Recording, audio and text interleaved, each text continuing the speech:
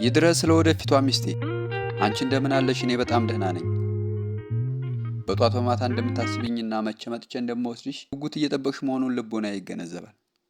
እኔም አንቺን ሳስብ የመሰሉ ፋንታሁን ለወርቁ አይተነው ዘፈነችው የሚባለው ዘፈን ውስጥ አንዳችን ታች ሆነን አንዳችንም ከላይ ተዋደን እንገኝ በደስታ አልጋ ላይ የሚለው ግጥም ከሰርጋችን ምሽት እስከ ጫጉላችን መጨረሻ ያለውን ውብ የፍቅር ጊዜ ፍንትው አድርጎ ያሳየኛል።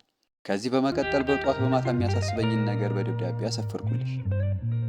ምንም እንኳን ውብ የሆነ የፍቅርና የሞቸከር የሚያጭር ወራት የምናሳልፍ ቢሆንም ምዕተ ዓመት የሆኑ ጊዜያትን በጭቅጭቅና በንትርክ እንደምንገፋ አንቺም እኔም የምናውቀው ሀቅ ነው። መኪና፣ ቤት ቢቻለው አውሮፕላን የሚገዛ ሀብታም ባል እንደምትመኝ ከአንድም 2-3 ጊዜ ውስጥ ያስረግጦ ነግሮኛል። ይህንንም በመረዳት ብጥር ብግር ባስብ ባልም ባወጣ ባወርድ ብፈለጥ ብቆረጥ በሐሳብና በጭንቀት ከመመለጥና ከመሸበት የዘለለ የአንቺን ገደብ የለሽ ፍላጎት ማሟላት የሚችል ጠብ ያለ ነገር የለም።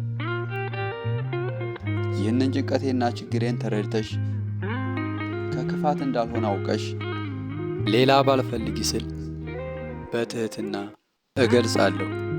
ተስፋው ባልሽ። አመሰግናለሁ።